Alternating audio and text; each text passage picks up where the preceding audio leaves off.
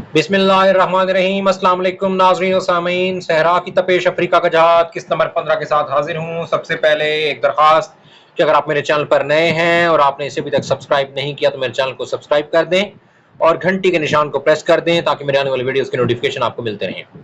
Video को आखिर तक जरूर देखिएगा। आइए किस्त नंबर 15 का आगाज करते हैं। दूसरे रोज सूरज तुलू होते ही दुश्मन के लश्कर में जंग के तबल बजने लगे थे।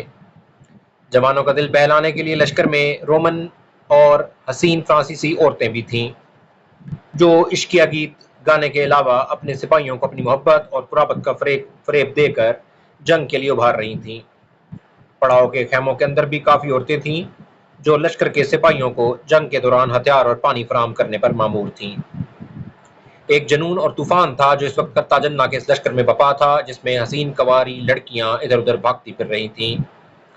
इस्लामी लश्कर में कुछ जवान दफें बजा बजा कर रिज़्मिया गीत गाने लगे थे। दोनों लश्करों में जंग के लिए सफ़ें दुरुस्त होने लगी थीं। हस्सान ने अपने लश्कर के मेमना और मैसरा को अपने दो उम्दा और कोशिकन सालारों के हवाले किया था और अहमद को उसने अपने साथ कल्ब में रखा था। अहमद का छोटा भाई खसीब भी कल्ब में था। थोड़ी देर बाद मैदान में एक रोमन उतरा। वो एक उम्दा नस्ल के घोड़े पर सवार था। इसके जिस्म पर ज़रा जोशन और लोहे के खोल चमक रहे थे और उसके सर पर पीतल का मजबूत कलगीदार खुद था। इसके दाएं हाथ में सीधे फल की तलवार और बाएं हाथ में ढाल थी। एक फालतू ढाल उसने अपनी पुश्त पर लटका रखी थी। शायद ऐसा उसने अपनी पुश्त को महफूज करने के लिए किया था।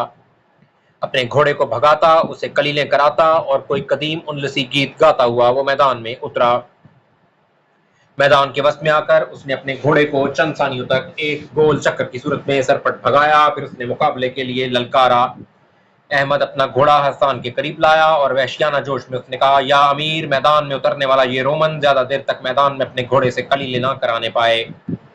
मुझे मैदान में उतरने दीजिए कि मैं इनके अंदर ही पल कर जवान हुआ हूँ। मैं इनके लड़ने के हर फरेब और अपने मुकाबिल पर काबू पाने के हर फन से वाकिफ हूँ।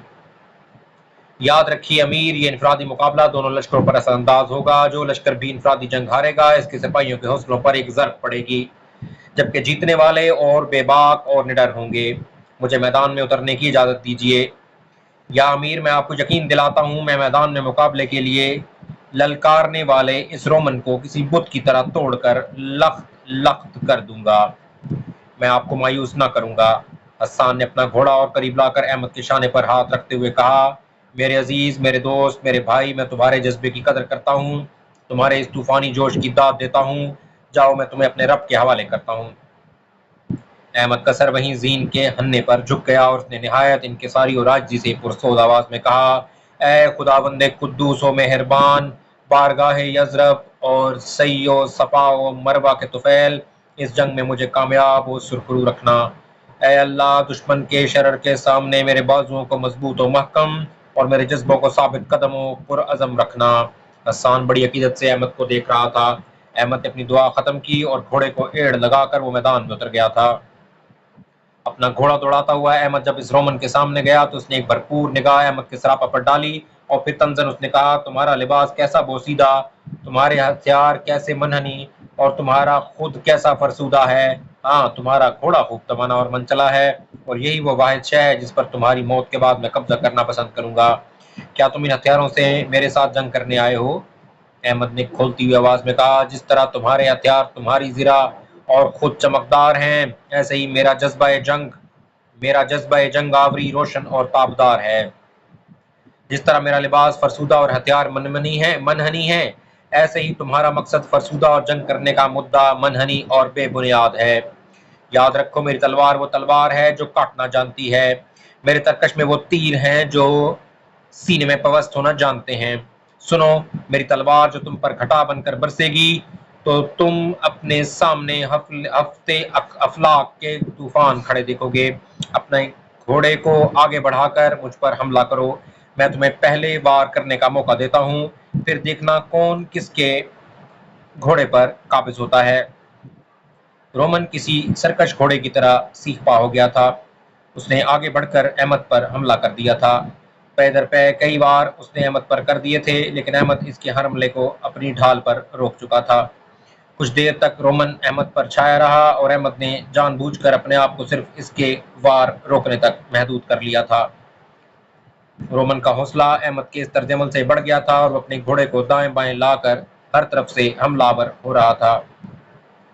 رومن کو جہاں ایک طرف یہ اطمینان تھا کہ وہ بدو اور کھلی آستینوں والا عرب حملہ آور ہونے کے بجائے دفاع تک محدود ہے، وہاں اسے یہ فکر بھی دامنگیر تھی کہ وہ بڑی مہارت اور سبکدستی کے ساتھ اس کے ہر حملے کا صحیح اور مناسب دفاع کر رہا تھا۔ تاہم وہ مطمئن بھی تھا کہ حالات و واقعات کا دھارا اس کے حق میں تھا، لیکن جلد ہی یہ کیفیت بھی بدل گئی۔ کچھ دیر تک رومن کے خطرناک وار اپنی ڈھال پر روکتے روکتے احمد نے ایک موقع پر اپنے گھوڑے کو تھوڑا سا پیچھے ہٹایا۔ چمڑے کی پاک کو ایک سخت جھٹکا دے کر اس نے گھوڑے کو اپنے پاؤں پر کھڑے ہی کھڑے بڑی تیزی کے ساتھ ایک گول چکر میں گھمایا۔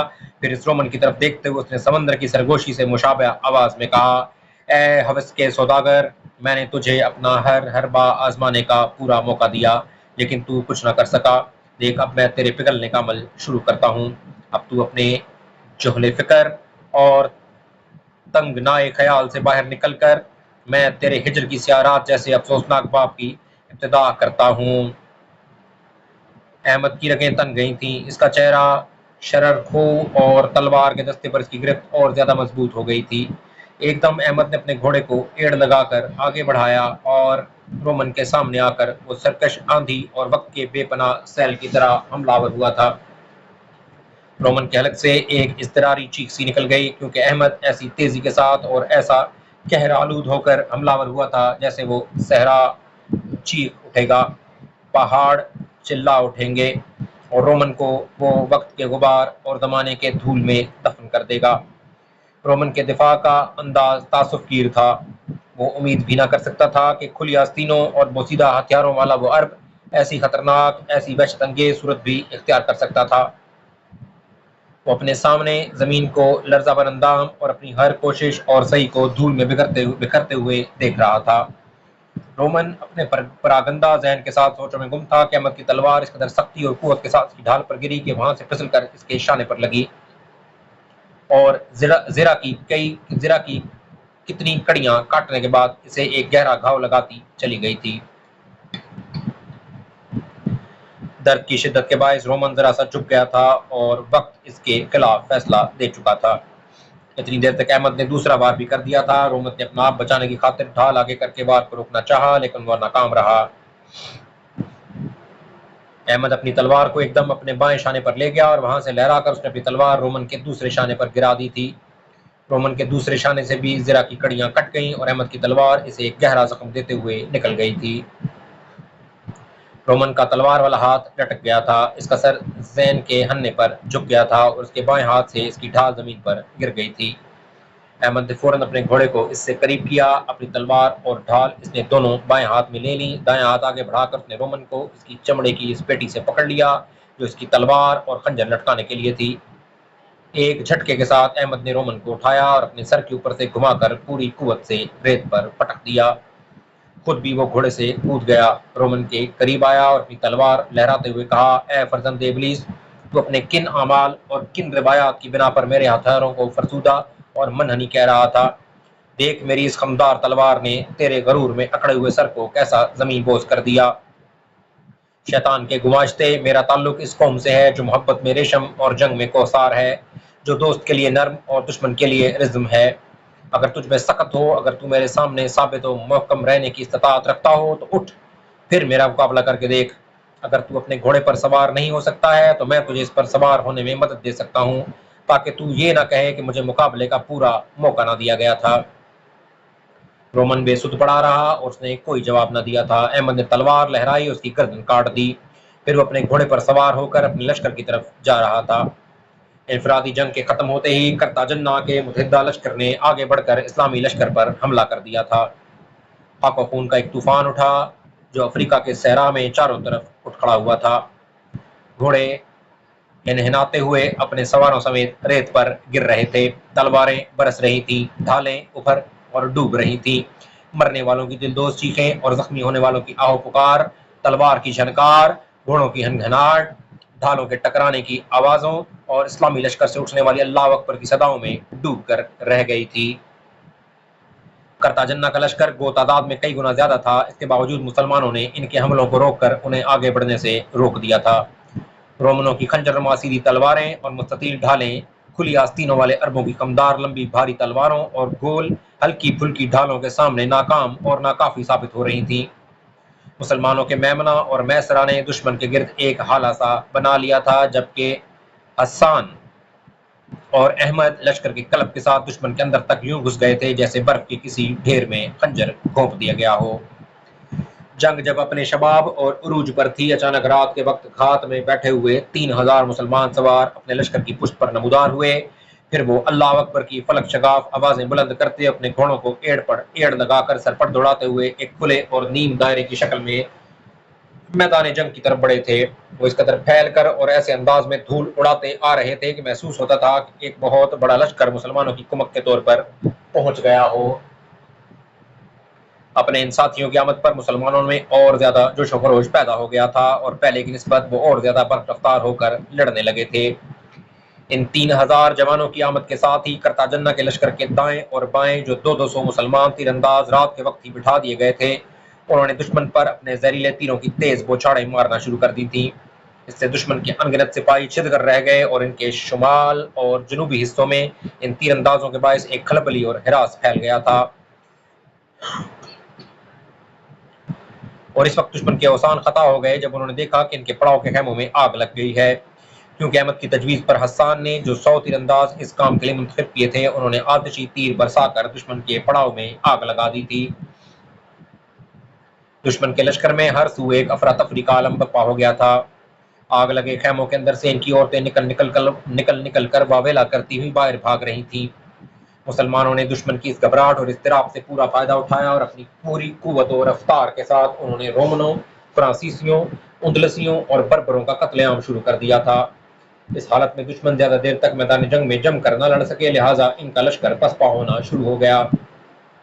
मुसलमानों ने जब और ज्यादा जोर डाला तो वो मुतहिदा लश्कर करताजन्ना शहर की तरफ भाग खड़ा हुआ। मुसलमान उन्हें मारते काटते हुए ताकुब में लग गए, यहाँ तक कि शहर में घुसकर किलाबंद हो गया था। हसान और अहमद लश्कर को वापस इस जगह लाए जहाँ जंग हुई थी। सहरा के अंदर दुश्मन की लाशें दूर दूर तक बिखरी हुई थी। जले हुए खेमों के करीब इस खुराक के सामान और हथियारों के ढेर लगे हुए थे जो दुश्मन छोड़कर भाग गया था। लश्कर के सिपाही रेत पर बैठकर अपने हथियार साफ करने लगे थे, जबकि हसान और अहमद दुश्मन के सामान का जायजा ले रहे थे।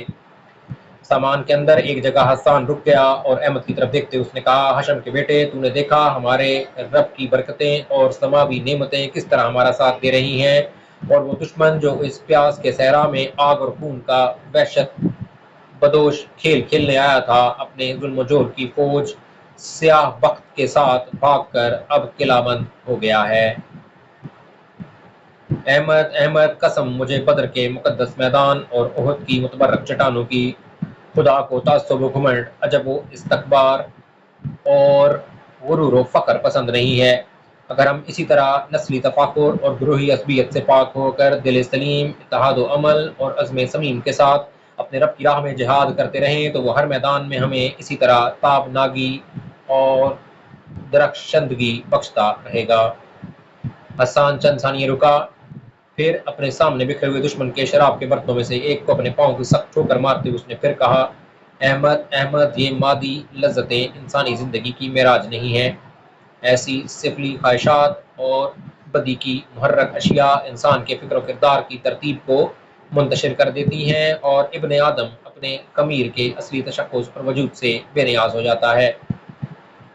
हसान ने जरा रुक कर फिर कहा, अहमद अहमद मेरे दोस्त, मेरे अजीज, आओ दोनों मिलकर अहद करें कि हम अपने मजहब और मिल्लत की खिदमत करते हुए अपनी अजीमत को कमजोर और अपनी हिम्मतों को पस्त न होने देंगे।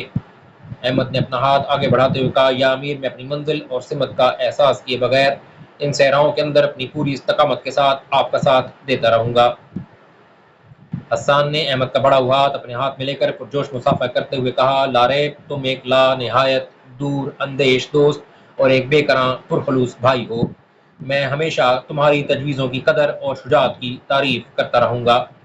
दोनों हाथ में हाथ डाले फिर सामान का जायजा लेने लगे थे। सूरज अब गुरूब हो चुका था और फिजाओं में गंभीर सन्नाटे की इब्तिदा होने लगी थी। لشکر کے خیموں میں آگ کے علاوہ روشن ہو گئے تھے اور کھانا تیار ہونے لگا تھا۔ اتنے میں لشکر کے اندر مغرب کی اذان کی آواز سنائی دی، لہٰذا وہ دونوں بھی دشمن کے جلے ہوئے خیموں کے شہر سے نکل کر اپنے لشکر کی طرف جا رہے تھے۔ میمنہ اور میسرا کے دونوں سالاروں کے علاوہ وہ چند سپاہی بھی جو ان کے ساتھ تھے اپنے گھوڑوں پر سوار ان کے پیچھے ہو لیے تھے۔ رات اپنے سارے مجروح ہو، حرما نصیب اور درماندہ و فرد ماندہ جذبوں کے ساتھ نازل ہوئی تھی۔ پرندے اپنے اپنے گھونسلوں کو لوٹ رہے تھے اور سینہ شب میں ان کی آوازوں کی باز گشت فضاؤں کے اندر سلگتی خوشبوؤں کا سا سما باندھنے لگی تھی۔ لہد کی طرح تاریک اور ویران رات میں تھوڑی دیر بعد چاند افق سے جھانکتے ہوئے نمودار ہوا تھا۔ ہر سو چاندنی کا دریا بہہ نکلا تھا اور عمیق رازوں کے ترجمان ستارے نیلے آسمان پر مسکراتے ہوئے گہری رات کو خوش آمدید کہہ رہے تھے۔ زیوس، ارتمیس اور ہرمس تینوں چٹائی پر آتش دان کے پاس بیٹھے تھے کہ زیوس نے ارتمیس اور ہرمس کو مخاطب کر کے کہا، میرے بچوں، ہم مسلمانوں کا مستقبل ان اندھے صحراؤں کے اندر اب پہلے جیسا تاریک نہیں رہا۔ ان قریب وہ وقت ہے کہ ہم کھل کر اپنے جذبات کا اظہار کر سکیں اور فخریہ طور پر لوگوں سے برملا یہ کہہ سکیں کہ ہم مسلمان ہیں۔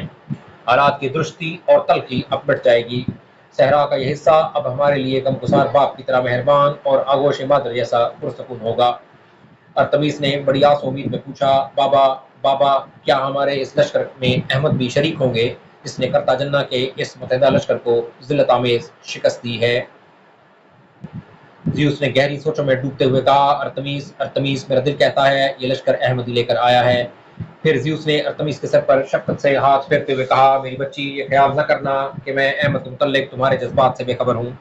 وہ اس نے اس گھر میں صرف 2 یوم ہی ایک مسافر بے وطن کی حیثیت سے قیام کیا تھا، لیکن جن حالات میں وہ جہاں ٹھہرا ان کے باعث تمہاری اس سے ہمدردی اور تمہارا اس برگزیدہ مسافر کی طرف جھکاؤ کوئی غیر متوقع نہیں ہے۔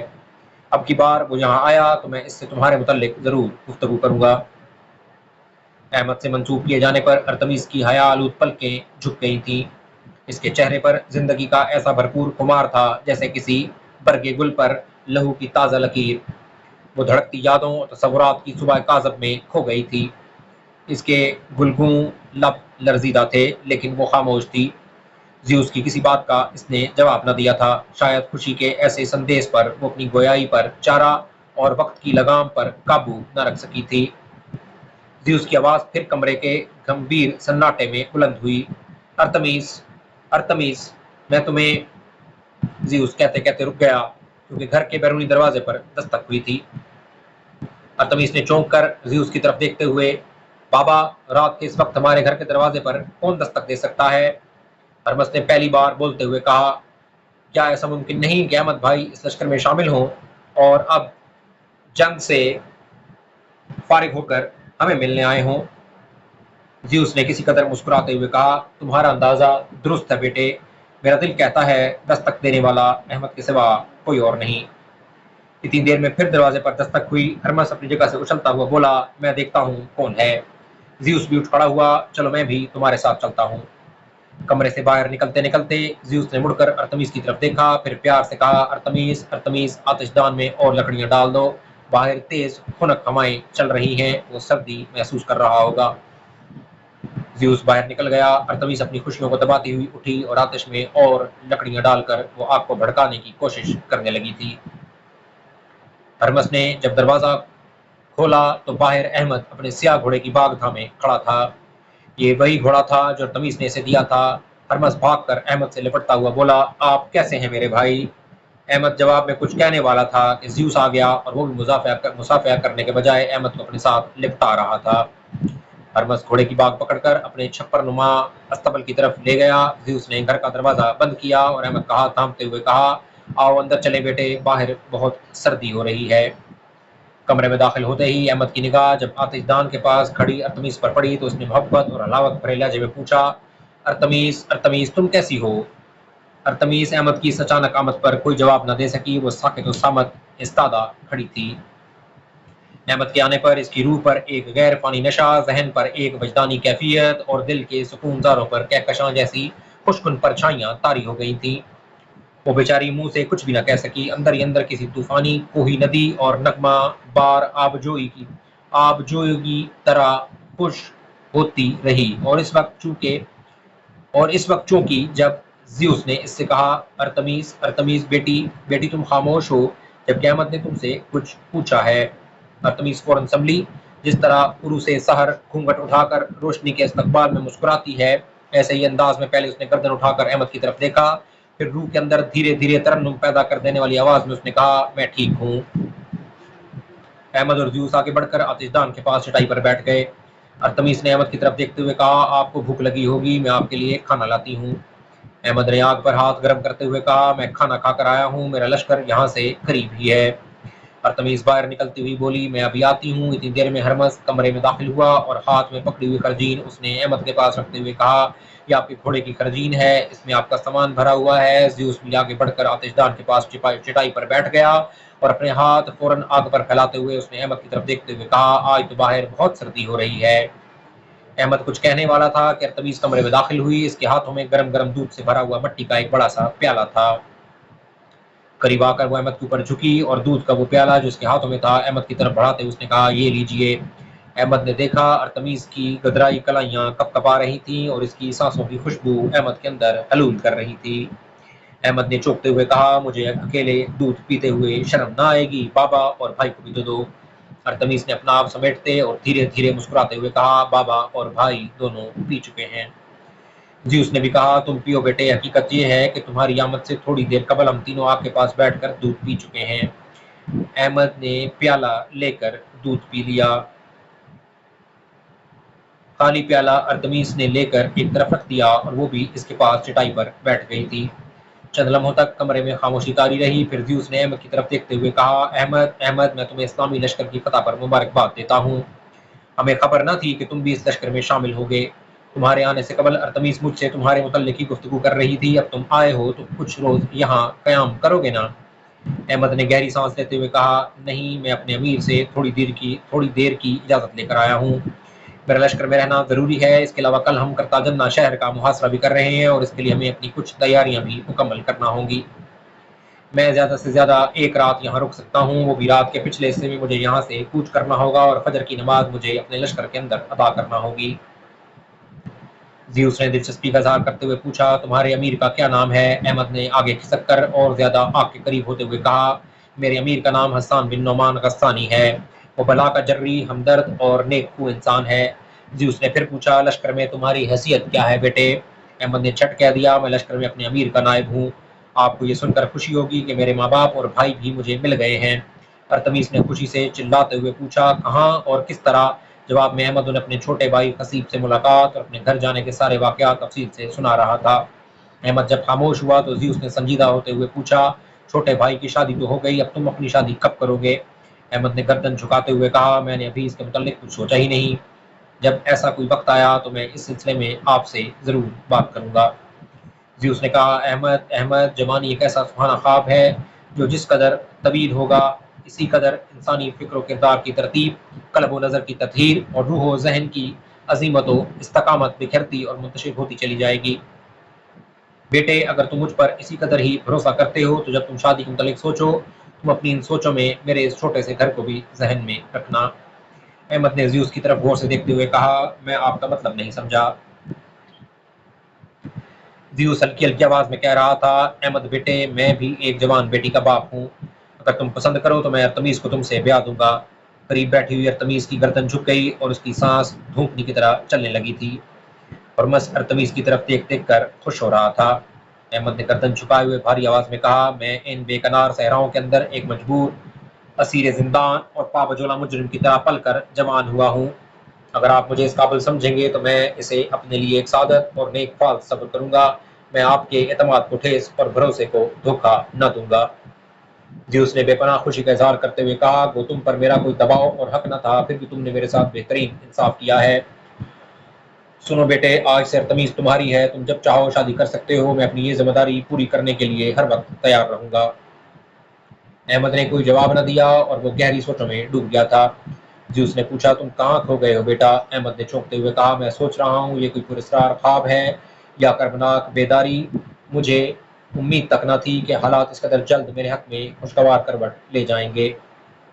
زیوس نے ہلکا سا کہکا لگاتے ہوئے کہا، کبھی کبھی ایسا بھی ہوتا ہے کہ عقل کچھ اور چاہتی ہے جبکہ فطرت کسی اور امر کا مطالبہ کر رہی ہوتی ہے۔ بیٹے اب تم ان صحراؤں میں یکتا و تنہا نہیں ہو، یہ گھر تمہارا ہے، جب آؤ اس کے دروازے تمہارے لیے کھلے ہوں گے۔ تھوڑی دیر کے لیے کمرے میں خاموشی رہی۔ اس دوران حسین و خوبرو ارتمیس کبھی کبھار اپنی حیا آلود پلکیں اٹھا کر احمد کو دیکھ لیتی تھی۔ اس کی گردن ابھی تک جھکی ہوئی تھی اور اس کے چہرے پر ایسی شادمانی تھی جیسے صاف ستھرے آسمان نے نجوم و کہکشاں کا لبادہ اوڑھ لیا ہو۔ زیوس نے پھر احمد سے پوچھا، تم نے صحرا کے اندر ہونے والی جنگ کے متعلق ہمیں کچھ نہیں بتایا، اور جواب میں احمد انہیں شروع سے لے کے آخر تک جنگ کے مشاہدات سنا رہا تھا۔ جب وہ خاموش ہوا تو زیوس نے پوچھا، تم کس وقت یہاں سے روانہ ہونا پسند کرو گے بیٹے؟ احمد نے اپنے سر سے خود اتار کر اپنے قریب رکھتے ہوئے کہا، میں رات کے پچھلے حصے میں یہاں سے رخصت ہو جاؤں گا، فجر کی نماز اپنے لشکر میں جا کر ادا کروں گا۔ زیوس نے شفقت سے کہا، تو پھر تم اٹھ کر آرام کرو بیٹے، ارتمیس تمہیں جگا دے گی۔ زیوس نے مڑ کر ارتمیس کی طرف دیکھتے ہوئے کہا، ارتمیس ارتمیس اٹھو بیٹی، بستر لگاؤ۔ ارتمیس سنبھل کر اٹھ کھڑی ہوئی۔ جلدی جلدی اس نے بستر لگا دیے اور تھوڑی دیر بعد وہ چاروں چٹائیوں پر آتش دان کے قریب گہری نیند سو رہے تھے۔ سامعین و ناظرین، صحرا کی تپش افریقہ کا جہاد قسط نمبر 15 کا یہاں پہ اختتام ہوا۔ بہت محنت کے ساتھ یہ ویڈیوز آپ کے لیے بنائی جاتی ہیں، اور آپ جب ویڈیو دیکھتے ہیں تو اس کو لائک ضرور کریں، چینل کو سبسکرائب کر لیں، بیل آئیکن بٹن پریس کر لیں تاکہ میرے آنے والی ویڈیوز کی نوٹیفکیشن آپ کو ملتے رہیں۔ اب تک کے لیے اتنا ہی، انشاءاللہ تعالیٰ بہت جلد اگلی ویڈیو میں ملاقات ہوگی، تب تک کے لیے اللہ حافظ۔